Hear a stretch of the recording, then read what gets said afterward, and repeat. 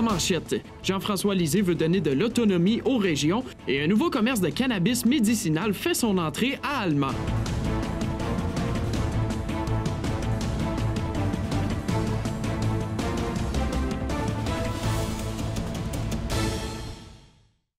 Mesdames, Messieurs, bienvenue à ce web journal du mardi 13 mars 2018.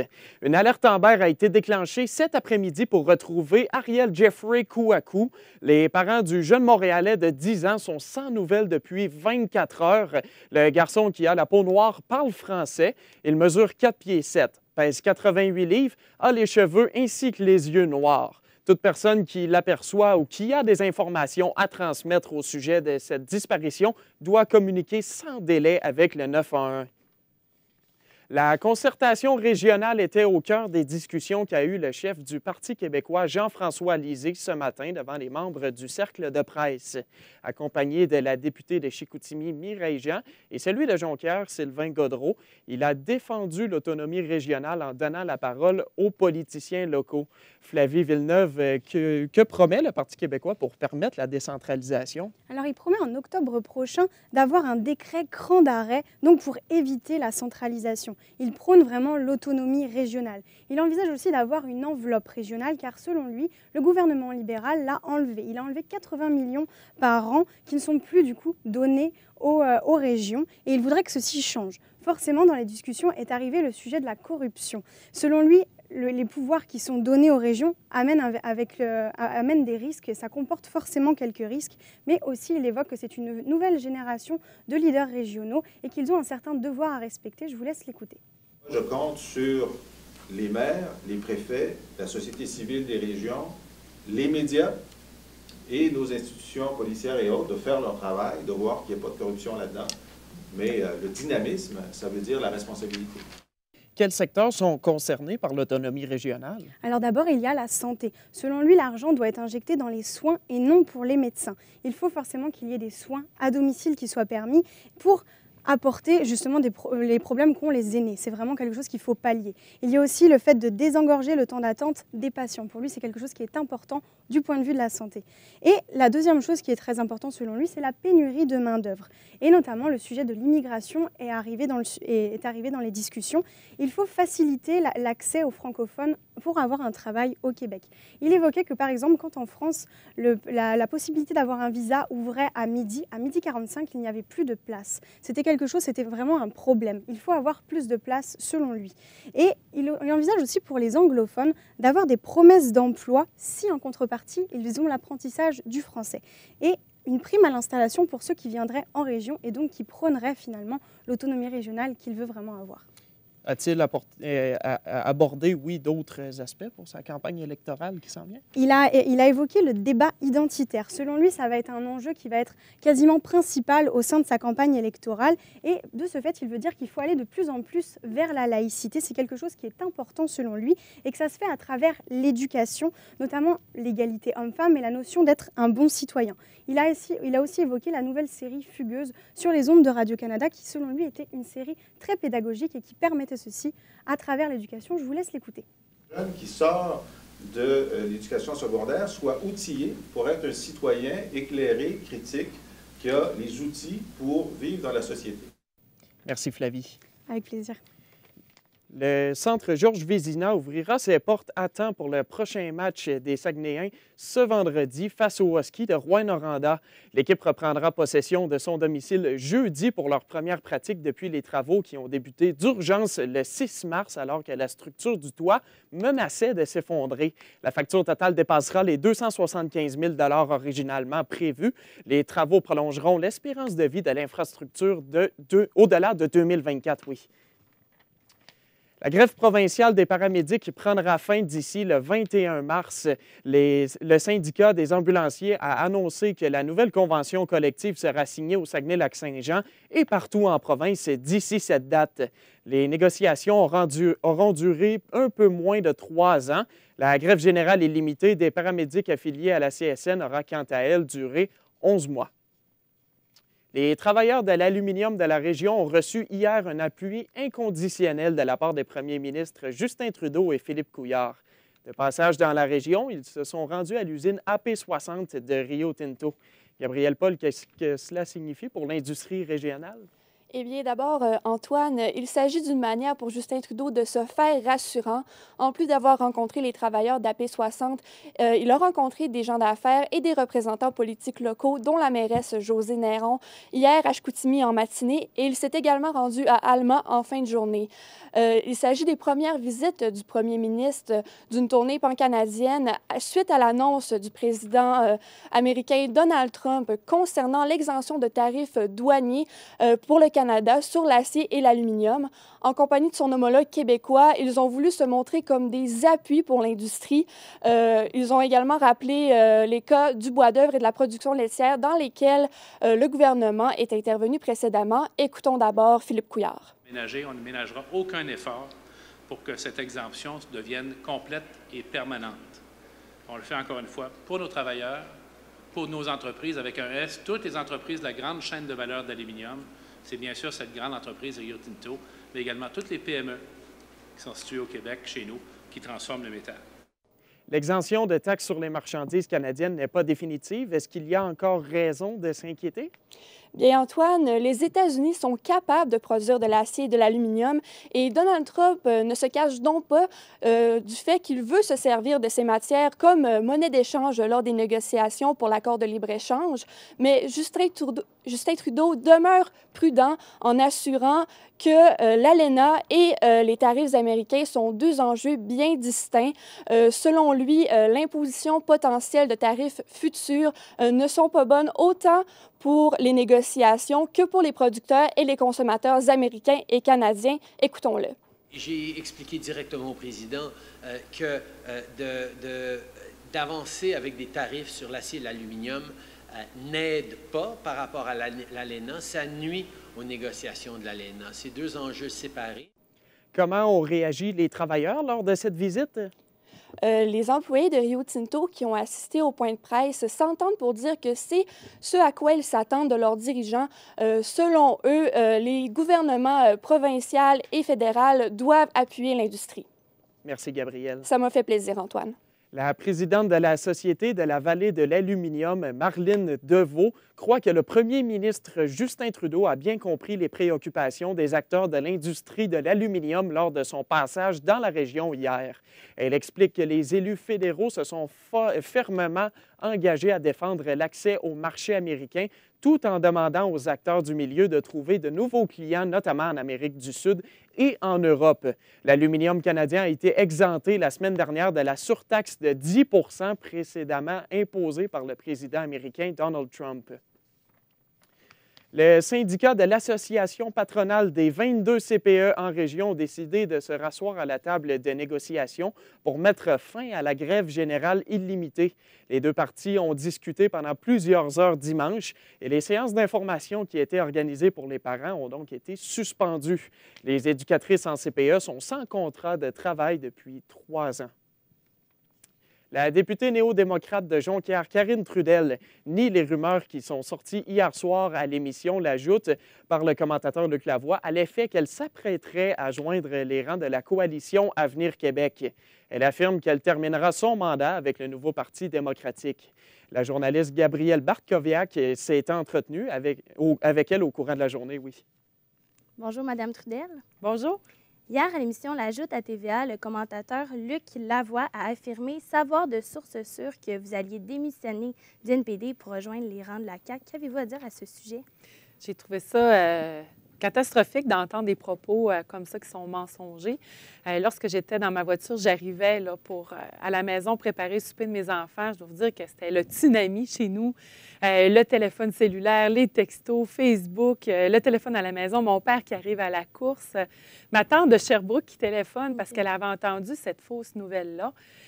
Pour moi, j'étais comme surprise, mais fâchée aussi de voir une personnalité dans le milieu du journalisme, annoncer vraiment fermement que de sources sûres, alors que je n'ai même pas été consultée ou téléphonée au préalable, annoncer de faux propos comme ça sur les ondes. Je trouve ça très déplorable et je dois vous dire que ça a bouleversé et semé l'inquiétude aussi auprès de mes citoyens et citoyennes du comté de Jonquière. Puis selon vous, comment M. Lavoie aurait pu croire ça? On n'en avoir a cette aucune information-là, idée. non? Je n'ai jamais été contactée par la CAQ. Et OK. pour moi, je vais continuer en étant députée de Jonquière, députée du fédéral. Je vais poursuivre l'aventure jusqu'au bout.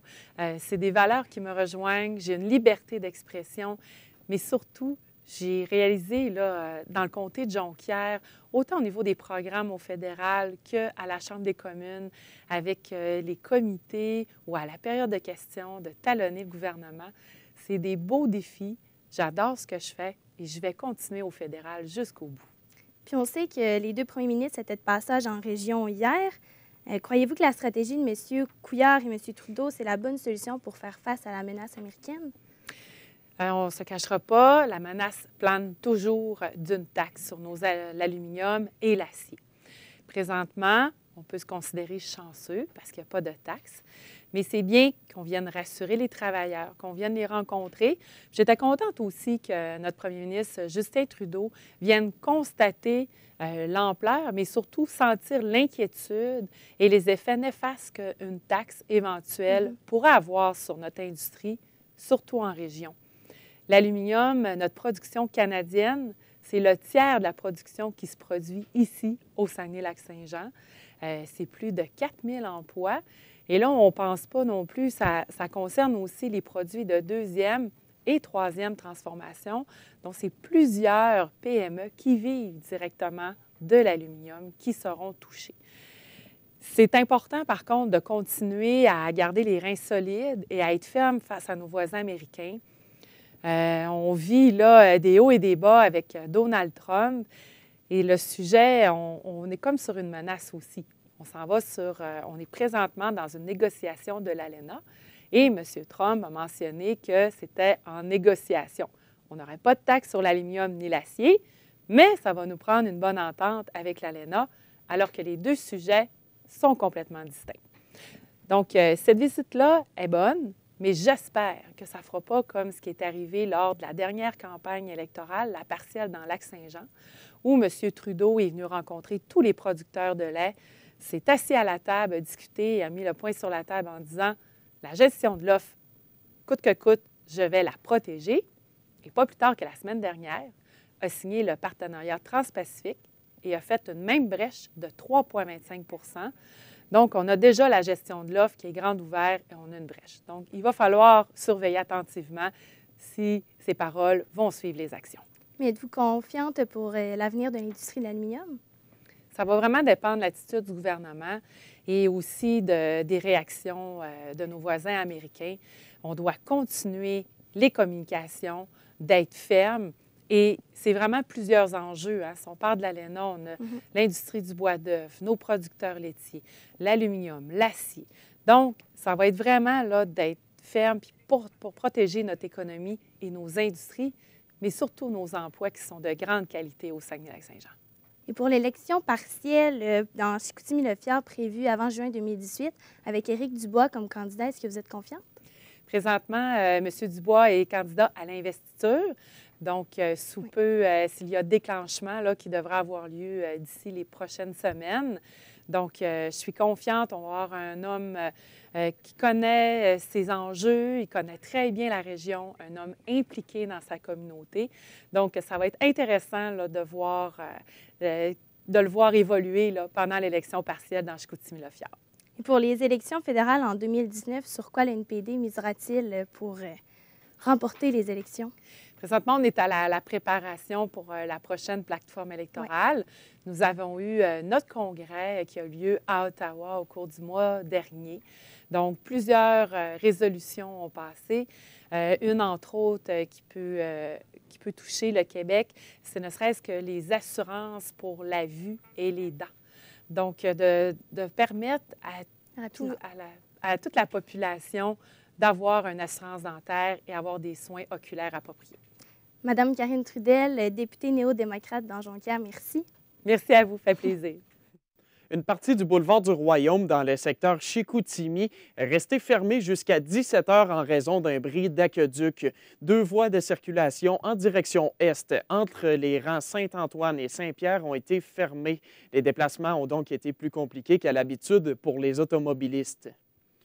Un accident impliquant un seul véhicule est survenu ce matin sur la route 170 à la hauteur de La Rouche. Le capotage est survenu vers 10 heures près du restaurant Margot, alors que le conducteur roulait en direction ouest. Il aurait subi un malaise avant de perdre le contrôle du véhicule, qui est une perte totale. L'automobiliste qui roulait seul n'a pas été blessé. Un centre de services pour les personnes désireuses d'avoir accès à de la marijuana médicinale voit le jour à Alma. Il s'agit d'une première dans la région. L'entreprise Medican ne vend pas le cannabis à ses patients, mais va plutôt les guider afin qu'ils puissent recevoir leur médication de manière légale. Vincent Lannoy, qu'est-ce qui a incité le directeur général Michael Choquette à se lancer dans ce projet? Eh bien, M. Choquette a déjà une boutique de vapotage à Alma, donc il s'est rendu compte également que beaucoup de ses clients lui avaient confié qu'ils fumaient du cannabis au lieu de prendre des médicaments de prescription, puisqu'ils n'aimaient pas les effets secondaires que faisaient les médicaments. On parle des personnes quand même de 55 et même 60 ans, donc ça l'a vraiment inquiété. Il s'est dit là, présentement, j'aide les gens à arrêter à fumer la cigarette. Je pourrais au moins les aider à fumer de manière légale le cannabis et de bonne qualité. Donc, on écoute M. Choquette à ce sujet. Dame de 65-70 ans, aller dans la rue le soir, devoir se trouver du cannabis, sur qui qu'elle va tomber, c'est quoi qu'elle va acheter, elle ne sait pas. C'est un stress de plus. À quel service auront droit les patients? Eh bien, on va les aider à se procurer leur consommation personnelle avec une licence de Santé Canada. On peut aussi les aider à avoir un permis pour qu'ils puissent eux-mêmes faire pousser leur cannabis à leur domicile. Et aussi, ce qui est vraiment populaire, c'est qu'on va aider les gens qui n'aiment pas fumer à transformer le cannabis dans leur nourriture, que ce soit en huile, en beurre. Et oui, c'est vraiment populaire, cette méthode au Canada. Il faut dire qu'ABC Cannabis, c'est une entreprise de Montréal, elle fait la même chose dans la région de Montréal et soutient Medican dans la démarche. Quels sont les critères pour être admissible au service? Eh bien, le centre va vraiment regarder dans ton dossier médical et doit voir que tu as déjà essayé pendant au moins 1 an et quelques années un médicament et que ça a plus ou moins fait effet. Et par la suite, va te rencontrer, va décider quelle variété ça va te prendre de cannabis pour ton cas et va te conseiller également. Par la suite, tu vas avoir une conversation Skype avec un médecin qui est affilié avec ABC Cannabis et donc le centre, qui va t'aider à compléter ta demande et l'envoyer à Santé Canada, qui ensuite t'envoie par la poste dans un beau petit contenant légal ta substance. Donc, c'est vraiment intéressant puisque c'est vraiment sérieux dans la démarche pour ne pas avoir des gens qui veulent avoir du cannabis pour les mauvaises raisons. Donc, on écoute le président d'ABC Cannabis, Alain Sérieux, à ce sujet. Antécédent d'au moins 1 an avec une prescription médicale, avec une évaluation d'un docteur professionnel, ils n'auront pas de prescription. Moi, pour pouvoir consulter un docteur et avoir une prescription, il faut qu'il y ait un dossier solide.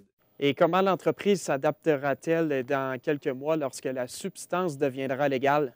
Eh bien là, elle croit qu'elle va continuer à faire de l'argent puisqu'il y a l'assurance Sun Life qui vient de rembourser la marijuana légale. Donc, de plus en plus d'assurances vont le faire. Donc, les gens vont être intéressés à garder une assurance. Il faut dire qu'il va y avoir un centre à Chicoutimi qui va ouvrir dans les prochains mois également. Merci, Vincent. Plaisir.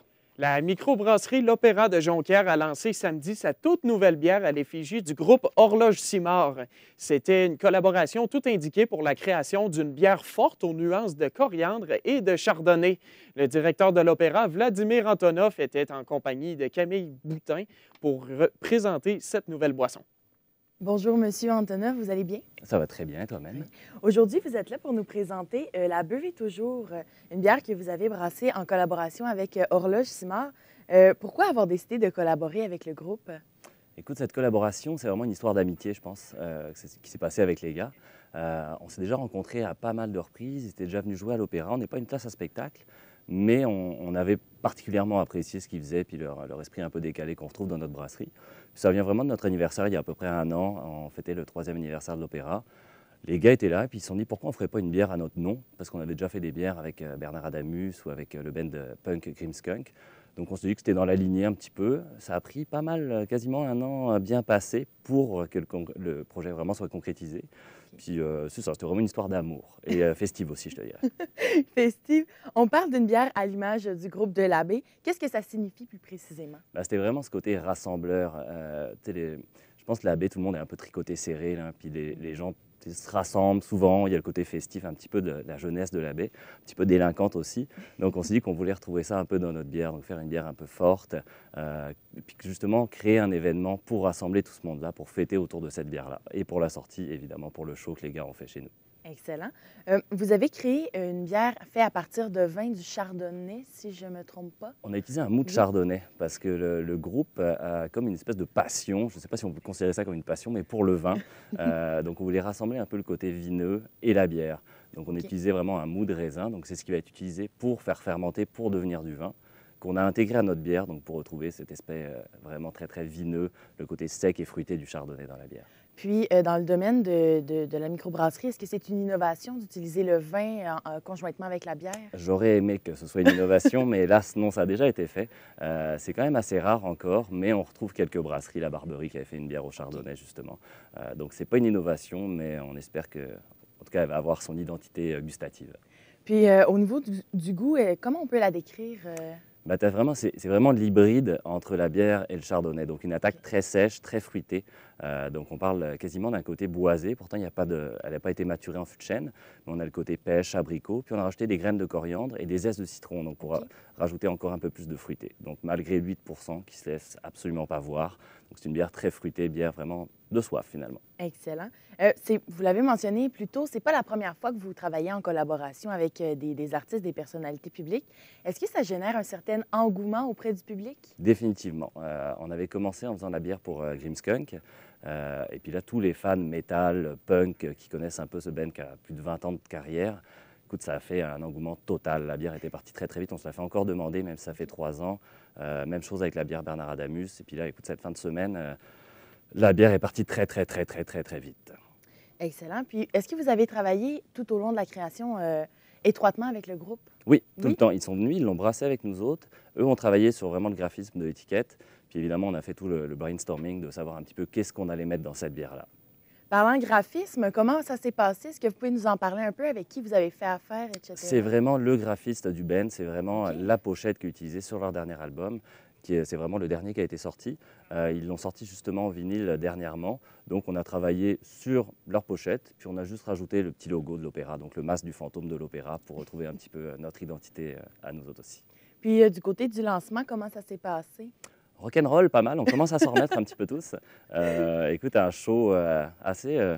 l'anthologie, pas mal. Puis évidemment, beaucoup de monde. Là, dès 11h30 le matin, les gens venaient pour acheter la bière. Oui, dès 11h? Puis il nous en reste un petit peu en quantité très, très limitée.